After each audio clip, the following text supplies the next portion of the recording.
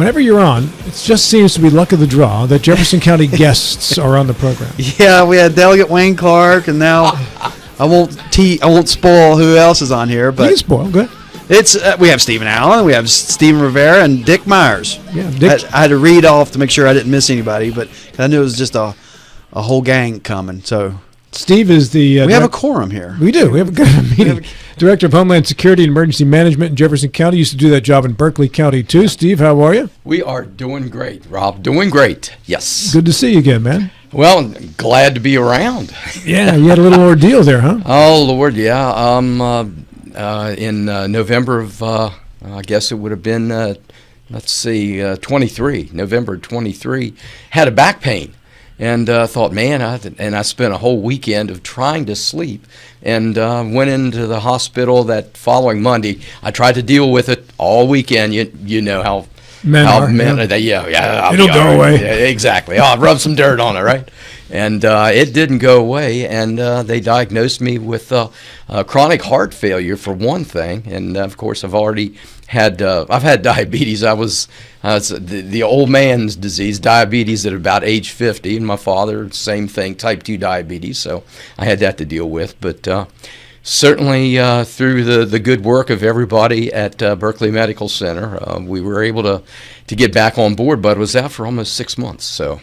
Well, yeah, good to see you and back, dropped a bunch of weight in the meantime. But I had a whole lot of fluid in my lungs and the pericardial area around my heart and so forth. So yeah, but we're great now. Good to see you still kicking, man. Yeah, it's good to be back. You've been on this program many times in the past.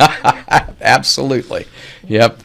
Tell us about Stephen Rivera. Got a press release from Stephen within the last couple of months here about his new position here. Yep, Stephen just started with us. Actually, his day of starting was the 11th of November, Veterans Day. And so since Veterans Day, he's been drinking water through a fire hose. That's what they say, right? Exactly. Yeah. And I'll let Stephen tell us what his background is. We had many people that we had interviewed for the position as public affairs coordinator, and we were able to select him, and the county commission approved it, and we got him on board. So.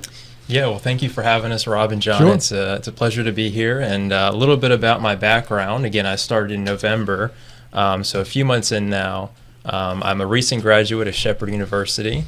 I started there in 2019, so got a bachelor's degree in business administration, minored in entrepreneurship. And after I got done that, I decided to go get a master's degree. So I went back to school and finished my master's in business administration with a focus in public management, which really just was kind of directed toward the nonprofit government sector of the business aspect. So graduated that last year. And so now we're here, and it's been great so far working with Steve and Dick in the Office of Homeland Security and Emergency Management, and it's a pleasure to be here. And that would be Dick Myers, who joins us via telephone. He's the Deputy Director. Dick, good morning to you. Thanks for being with us. Good morning, and thank you for having us on. Great to have you all with us here. So let's talk first and foremost. One, I know you guys are always activated when weather conditions are fun. And they have been interesting over the last week, and I understand there's more snow coming on Sunday, 2 to 4 inches, I hear, are the estimates, and frigid temperatures. Yeah, and that's the big thing, is being prepared for the cold weather. It's really important to be prepared and have, take the proper precautions. I got up early, I'm trying to remember, it was yesterday morning, the morning before that, and it's like, I need to make sure that downstairs in our basement that we have it warmed enough so that pipes don't freeze. A lot of people don't think of that kind of stuff, and of course, that's what our gig is: being prepared for different types of emergencies and disasters that could come on board. Yeah. And I want to point out why we got Dick on the line, that while I was out, that 6 months while I was out, a lot of things go on in our office all the time, and Sure. Of course, that was over the winter time as well. So we always have that possibility, the winter storms and things like that. But many of the things, especially when you start getting into the January time frame, as Matt knows, that's budget time for county commissions. So Dick had to take care of that. We also, with the community rating system dealing with flooding, that all that paperwork and the documentation on that always has to be in by the last part of March or first part of April. So Dick, thank goodness we robbed him from Morgan County and got him to come over. And because Dick already had the background, the knowledge, the experience in emergency management, he was able to do all that and take care of it. Of course, as I found out early on with Jefferson County, the flooding, of course, we've got two rivers and the Apechan Creek that we have to deal with for flooding possibilities. So we're real fortunate within Jefferson County to be involved in the community rating system that we try to talk as many people as we can into having flood insurance, just in case. Is that all federal? It's offered by insurance companies, so I don't know whether it's just federal, but I know that we have a savings of right now up to 20% on their flood insurance policies. So because of all the work that we do, the engineering, planning and engineering in Jefferson County, and through all the preparedness stuff that we have with making sure that people don't build in floodplains and things like that. But I wanted to point out that, while I was out for that period of time, Dick was at the helm and was very capable. The county was left in very capable hands. Dick, while you were running things, were you dealing with the county commission when it was in its dysfunctional stage, so to speak? Yes. Yes, I was. Yeah, your cell signal ducking out a little bit there for a moment, Dick. Do we still have you? Yep, I'm here. Okay, very good. What attracted you to come to Jefferson County from Morgan County? Well, I just wanted a change in a different scenery, so to speak. I had a lot of good mentorship from Barb, who was Steve's predecessor. I think you're still cutting out, Dick. You might want to give us a call back, reestablish the connection, okay? Not a problem. I'll give you a call back. Thank you, sir. Colin, watch out for that there. Mr. Gilstrap shares your firefighter experience over there. Steve, I know you remember that from previous visits. Oh, yeah. Here we had Delegate Pat McGeehan on this morning who was talking about perhaps trying to get a law passed that would forgive the income taxes for those in emergency services, police work, firefighters, and such. I know there's a limited number of paid firefighters in the state, but even so, that would be a welcome relief. Yeah, definitely. And we do have on the books, if you're an active volunteer firefighter, I believe that you have I think it's one vehicle, your registration on your personal property taxes. You can do that. Of course, I think everybody's now, exempted. Yeah, now, everybody. Right? So the vast number now that's changed. I'm going to guess the vast number of firefighters in West Virginia, vast number of firefighters in the United States are volunteers. Very much. And now more and more the training levels are identical. The biggest issue now that's happening is that people don't stay in their communities during the day. That's right. And to the degree that we could attract more people to become volunteers, the better off we would be. And there are some folks who could, as people get older and older. I haven't ridden a fire truck in 30 years at this point, and so we don't have high rises, so I don't have to have high rise packs anymore. But there's nothing somebody my age can drive, right? So there are incentives that can get people to volunteer. That'd be great. Dick rejoins us now again too. Can we get you okay there, Dick? Yeah. Oh. And it's kind of funny. I was on my office phone that was breaking up, and I'm now on my cell phone. So I called back on the office phone, and it was still Colin couldn't hear me. So, but that's modern technology. Who knows? You can take what the IT department stands for later on. Yep. So. Offline. When you were in Berkeley County, we used to talk about the challenges that I-81 offered because of hazardous material going up and down the interstate. Do you still deal with something like that in Jefferson County, or is it much less of a risk? Well, no. It's, we have a lot of railroads. We've got two major railroads coming through with CSX and Norfolk Southern, so we have that. Now, we don't have the interstate travel. However, we still have, and we do what are called commodity flow studies, which is what materials are coming through on three modes of transportation: rail, we don't have rivers that are navigable, so we don't have that. But anyway, the modes of transportation with railroads and just highways and so forth. There's and the fixed sites. Now we don't have the fixed sites that we have in Berkeley County. Berkeley County has a lot of fixed sites. What's a fixed site? A fixed site is a manufacturing firm that may have hazardous materials in it. I see. Like Ecolab within Berkeley County, but we also have water treatment plants, and you have chlorine, things like that. Chlorine gas many times. Some of the public service districts use sodium hypochlorite instead of the chlorine in order to filter, or not filter the water, but kill the germs and things like that. But we don't have quite that, but we.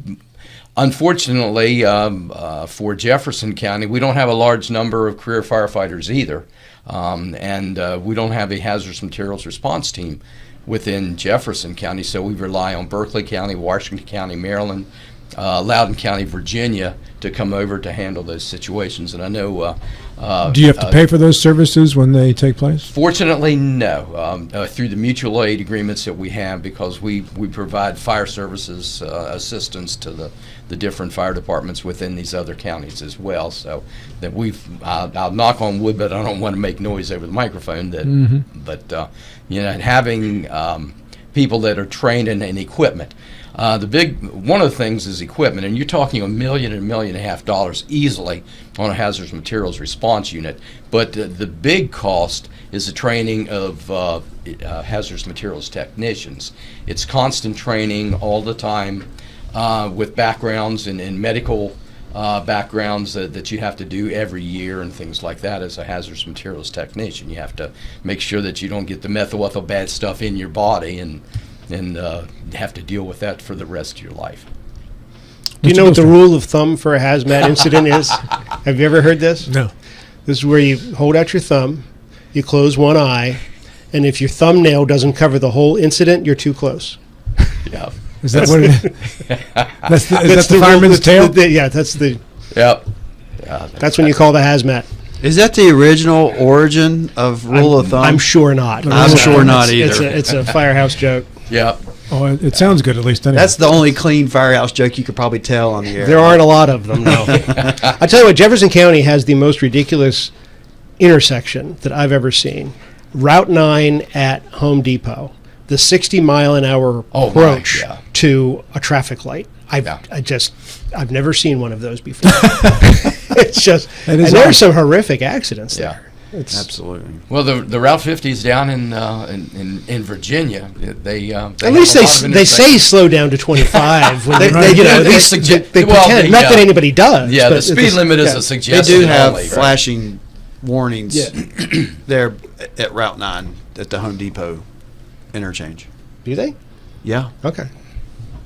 All right, It certainly doesn't. But it still slow doesn't anybody change. down. Yeah, it doesn't. Let's talk Homeland Security issues here, Steve. We've got a presidential inauguration coming up on Monday. Does that put all the local Homeland Security departments within the drivable area of Washington, D.C. on a special notice? We are certainly monitoring. In previous years, some of the response agencies from the state relocate up to Jefferson County to be closer, just in case something does happen, that they are ready. Now, we have not heard anything, and generally it's kept close to the heart. If you have the military coming up to do those types of things, but we've not heard anything regarding that. But I would imagine there's a lot of movement up toward this way. Have we cleared all the line of communications between all the different agencies so that you can communicate more easily? We're very fortunate, and more recently, Berkeley County as well, with our interoperable communications. We, in Jefferson County, we talk routinely with Loudoun County, Virginia. And of course, our 911 director, Jeff Polzinski, is very well on top of things. With being able to patch the communications between our county and other counties. We can, our 911 center can patch all the different communications networks together so that on incidents that they can communicate directly, which works out real well. How are you equipped to handle emergencies in terms of quick response? Do you have everything that you need? You never have everything you need. No fire department, no hazardous materials response unit, no EMS will ever say, we've got plenty. We never do. As we saw in Los Angeles with fires and things like that, and that, you never can have enough. However, it's what the communities can afford. So, and many times it's, in order to get this, we need to do that, or we need to, as you talked earlier about raising taxes and things like that. And I know I had heard Eddie and Steve on the air yesterday, talking about funding for the fire department so they can increase. And we have the same problem within Jefferson County. We just don't have enough people. And as John alluded earlier, you just don't have enough people that are working in the or that are in the community, that stay in the community. Many career firefighters or firefighters that come up through the volunteer forces, and then they move on to career departments. They're down around the city, so that's 24 hours. Many times 48 hours, because now some of the shifts are you work 48 and you're off 3 or 4 days. Yeah. So you've lost that ability to respond or to have the number of people that you need to respond. And of course we deal with that routinely with mutual aid from Berkeley County coming over, or Jefferson County going over to Berkeley, or Washington County coming over, Loudoun County, and so forth. So the short answer was no, we never have enough, because funding is in there, but also you don't have the personnel as well. And like John was talking earlier, many people now, mom and dad both have a second job. They also, they're spending time with taking their kids to whatever sporting events.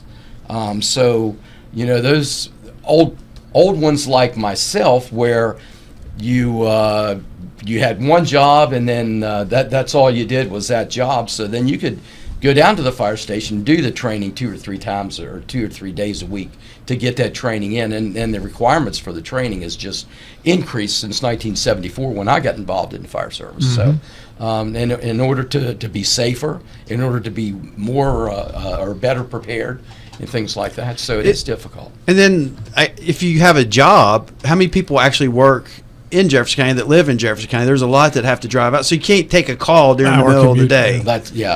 Yeah, you can't get the local barber to leave the barber shop, and I always think back to Mayberry, and where the barber's leaving and he's going somewhere. And in Berkeley County, we had people working at General Motors, and General Motors would allow them to leave. So we had an additional 2 or 3 sets of hands that could come help you. Before we run out of time, you mentioned the Southern California wildfires, Yes. and I imagine as a director of Homeland Security and Emergency Management, you watched that with horror and thankfulness that you don't have to deal with it here. Yeah, now. And we have that possibility up in Shenandoah on the mountain, and that's one of the concerns for many of the people that live in Shenandoah, is a second way out in the event of large fires. And one thing that Stephen is working on with us is we're working with the Division of Forestry of the state of West Virginia. We're going to try to get them up around the 1st of March. That's a Saturday, that we could meet with the homeowners up in that area and talk about preparedness and what to do, how to lessen the possibilities of brush fires and so forth.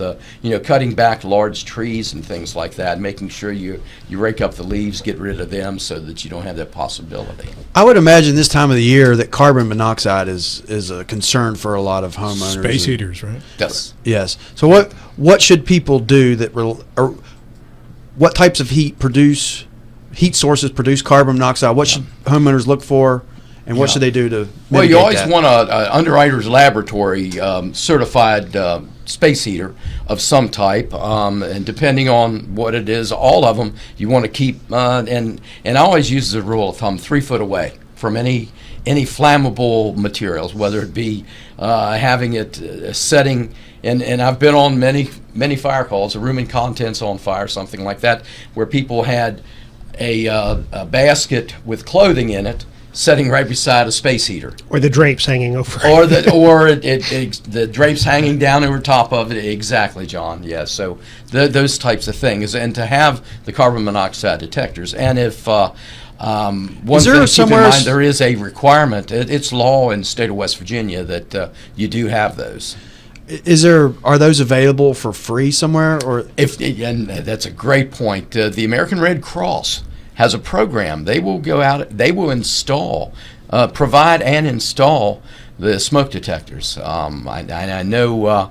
I'm trying to remember which one of the local fire departments was working with them. But if you contact your local chapter of the American Red Cross, they have a program that they do that. They could put you on the list to have the smoke detectors installed. And those are almost all dual carbon monoxide detectors as well now. And too. many of them now, I'm sorry, John. No, go ahead. I didn't mean to, many of them now have a 10-year battery life. Yeah. Where before Every year. you'd be, in the house and you hear the 3 battery. a.m., Steve. Yeah, you hear the smoke detector beep, and then you got to find which one. Which one, right? Exactly. You got to chase it down. And also, when you clean out your fireplace, put the ashes into a metal container and consider those ashes hot for 3 days after the last fire. Yes. oh, All good points. Yes.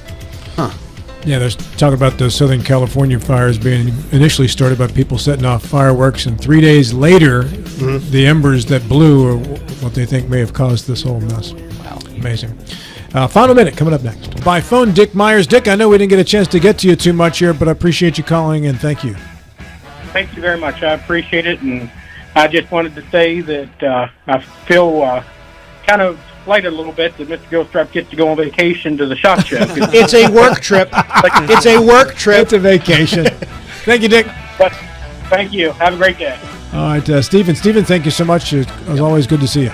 We will be back, and we'll talk about more about what's coming up. I know you got a few things, but Yep. if you leave them to me, I'll be sure and relate them to the audience, too. Matt, John, thank you. Thank bet. you. Colin, Dave Ramsey shows next. This is Talk Radio, WRNR Martinsburg and TV 10, and we'll talk to you again in 22 short hours.